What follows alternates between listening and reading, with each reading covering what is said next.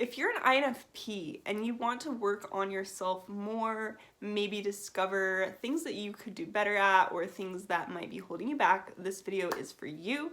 I will be going over several different weaknesses of the INFP to help you gain some perspective. Go ahead, like this video, and subscribe for more. I also have coaching services and merchandise, which I will link below. So with the INFP, let's go ahead and talk about some of the weaknesses. So in my previous video, we talked about the strengths of the INFP. I can link that video down below in the description if you want to watch that as well.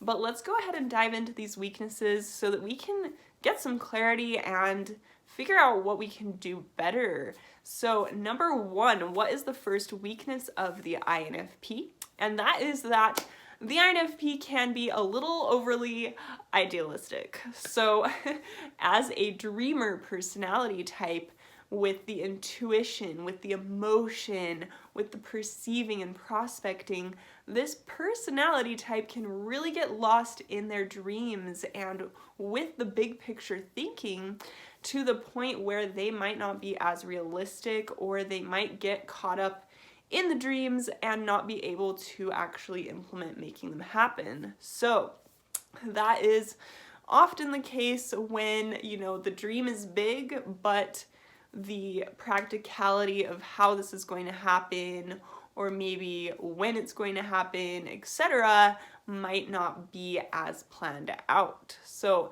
not saying that idealism is not good, it's just sometimes it's good to take a step back and see how that can be achieved, maybe get some more specific goals in place and structure it in a way that is more realistic. This can also be romantic. So with the overly idealistic nature of the INFP, as I've mentioned before, they're often portrayed in the romantic dramas where there is extreme love and romance, but there's passion and being pulled apart and all these things, where one person, the INFP, might idealize romance, or they might idealize their partner as being the same exact way that they are in movies, and they might have an unrealistic view of their partner or of love in general, okay? So it's good, once again, to take that into consideration as an INFP, that it is good to step back. It is good to take a little bit of grounding and find some perspective on these idealistic, romantic, or dreamlike ideas and make them a little bit more realistic. Not to say that it's a bad thing, just saying I'm an INFP too, I get it. What is the second weakness of an INFP that you can really work on to make better? And that is the hatred of details and the hatred of really the nitpicky little things that you have to do to get to your broader goal, okay? So a lot of times the INFP does not want to deal with, the day-to-day grind about these little details that they have to do, or little analytics, or things that are small and detailed. They want to focus on the big picture, the passionate picture, the dream that they have. They want to go at it with their full heart, and that's really difficult to do when you're dealing with the little nitpicky things. But sometimes that can make them fall behind because they don't want to do it, they're not passionate about it, and they can't find the drive to deal with it. So sometimes stepping back and being able to sacrifice a little bit in the moment and do these little annoying things to make your goals happen, and that's going to help you go forward in a more practical way. So that's just for you guys as a tip. What is the third weakness of the INFP to work on? And that is being extremely, extremely sensitive and emotional, which is also a strength. So with all of these weaknesses, they do have their other side. They do have their strengths on the other side of the stick here. But with the sensitivity of the INFP, which makes them very compassionate, which makes them very empathetic, which makes them very able to read and understand others, there is also that part of being so sensitive that little things bother them to extreme degrees and makes it hard for them to, in many cases, open up or socialize or be around other people for long amounts of time. And this can be related to their introvert nature as well as their emotional nature, as a feeling and introvert type, where they get drained easily when they don't know how to deal with their sensitivities. Okay, so let's say an INFP goes to a party and someone is, boisterous, or someone maybe is picking fights or whatever, and the INFP can't handle the stress and maybe they shut down and they don't want to do it, they don't want to be there, which is something that they can work on, because if you can, just let it go, it doesn't affect you, or you let something bounce off you, perhaps somebody said something in the wrong way or in a way that, maybe didn't rub right with you. But if you can let that bounce off and you can just leave the perspective of not taking anything personally, then that's going to really help you move forward with your sensitivities and be able to manage them more. So just keep that in mind. The INFP is easily drained very often in social situations. They require a lot of time to recover and build up their personal energy tank, a lot more than some extroverted types, and that's a good thing to know. So if you are an INFP, you can learn about, dealing with your sensitivities, maybe taking things a little less personally, but also understanding that it is okay to take time away. It's okay to have your space, and it is okay for you to maybe not want to be social sometimes. That's perfectly fine. If you are someone trying to connect to the INFP, it's a great thing to know about them that yes, they do need space. Yes, they are sensitive, and yes, you need to, be aware and be empathetic and be deliberate about the things that you say, how you say them, and how you treat the INFP in order to make them like and trust you, okay? So give them their time, give them their space, and be respectful of their sensitive nature. What is the next weakness of the INFP? And that is that they can very often be people pleasers to the point where they are putting others first and they are draining their own energy. So with that emotional side, that compassionate side, that idealistic side to the INFP, they really do care about other people. They really do want to make a difference, and they want to help other people, they want to help humanity, etc., and be peacemakers. Okay, that is one of their titles. The INFP is known as the peacemaker. However, with this dynamic where they feel so strongly, they care so much, they can often overextend themselves to the point of draining their own energy and not practicing self-love and self-care. And that is one of the biggest things that the INFP needs to work on and acknowledge within themselves, is that yes, it's so great to help other people, it's so great to try to do good for others, but you do have to put yourself first, and you don't have to feel selfish about it, because the truth is, if you put yourself first, you fill your tank first, and you find happiness and you find that great energy within you, you will have so much more energy to give and help others. So that is a great perspective for you, fellow INFPs, is that no, it is not selfish to take care of yourself. It is actually going to benefit everyone a lot more than if you are giving and giving and doing at the expense of your own energy and at the expense of your own happiness. So keep that in mind.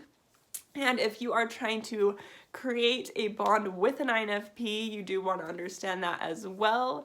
And you can even maybe bring it up or suggest to them to do something nice for themselves. Maybe you can do something nice for them.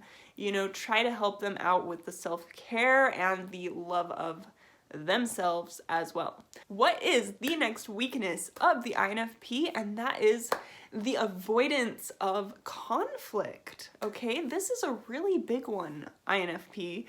I, as an INFP, know exactly what this is about, and that is that we are so emotional and we are so sensitive. We feel things so deeply that conflict is really, really difficult for us to deal with, okay? Because if someone gets angry, we are going to absorb so much of that energy, and we absorb it. It's hard for us to let it bounce off of us. It's hard for us to have this conflict because it is such a huge deal. It is like a big thing for the INFP to have a conflict, because it's difficult to express anger with this personality type, being introverted, being so sensitive, being so emotional, and feeling so deeply. And so it is a lot easier in many cases to bottle things up and hide things so that the conflict can be avoided and they can avoid all of the stress associated with it. However, this is actually a weakness because in avoiding the stress, in avoiding the conflict, in bottling up these emotions, they're actually not helping anyone. And this is keeping them at arm's length from the other person and making it so the issues are not getting resolved. So one thing that the INFP can do is learn to stand up for themselves more, learn to speak their mind more, and understand that their view and their needs and their ability to express anger or have conflict should be respected by others. And it is perfectly fine to have conflict. In fact, it is healthy. And that is something that I had to learn, is that yes, it might seem stressful, etc., but once the conflict is over, it's actually going to help bring two people closer and allow them to understand each other more. So you just need practice, INFPs. You just need to practice having healthy conflict and having a partner who will show up for you in a healthy and safe way. Okay, it's not your fault, the reaction of the other person. You have the right to anger, you have the right to speak your mind and have it be respected. And if it's not being respected, it is not your fault. It is the other person who needs to learn how to also have a conflict in a healthy way. And if you are someone trying to connect with the INFP, I will very, very much suggest to you to be calm, be respectful, be patient with the INFP, and make them feel safe in conflict. You do not want to have an explosive personality. If you are dealing with an INFP, you want to have a calm, peaceful, safe demeanor, and you want to make them trust you in conflict in any case, okay? So you want to make sure that if you have an issue, come to the INFP in a calm way so that they can feel safe, so that they are not getting shocked by the emotions and the stress of conflict. And the last weakness of the INFP is that the INFP tends to be very, very mysterious and very private, which makes them extremely difficult to get to know. So this can be a weakness because yes, you do have a lot of expression, INFP. Yes, you do have a lot of passion. Yes, you probably are creating and making and doing so many things, and you're expressing yourselves in so many ways. But when it comes to face-to-face with other people, you might shut down and they are not going to understand what's going on. They might not understand if you're angry or upset about something. They might not know what you're thinking at all, okay? So it's a really difficult one when you have so much that you want to express and you're so passionate about your creative expression where you actually are expressing. I mean, if anyone could really go in and look at the things that INFP will write or draw or express over music or all these different things, they would be able to really see the soul of the INFP. But in terms of conversation and, chatting to one another about what's going on, who are you, what are you feeling, etc., and getting to the bottom of it that way, it's a lot more difficult. So I suggest to you, INFP, that you work on expressing yourself to other people in, you know, the best way that you know how. And if it's difficult to do that verbally, you can also write letters. You can do whatever makes you the most comfortable. I find that with writing is a lot easier to express myself than it is face to face. And so that's just one suggestion for you. And also, if you are trying to connect with an INFP, you want to really, you know, ask them about their creative endeavors, ask them to share things with you that they're passionate about, because you're going to be able to learn a lot from that. And from there, you will be able to ask them more questions and they'll be able to open up to you even more. Another way is to just give them a safe space to feel comfortable opening up to you. Ask them questions, you know, be interested in them, but also without any pressure, okay? So they can open up to you at their own pace. Well, I hope you guys enjoyed this video. Thank you so much for watching, and if you're an INFP, feel free to comment below. And if you are another personality type here, I am happy to have you as well. I will be sharing more videos on personality type as well as spirituality and self-development. So I love to have you here. Subscribe, like this video, etc. And I will see you in my next video. And remember, you are so powerful. Bye guys.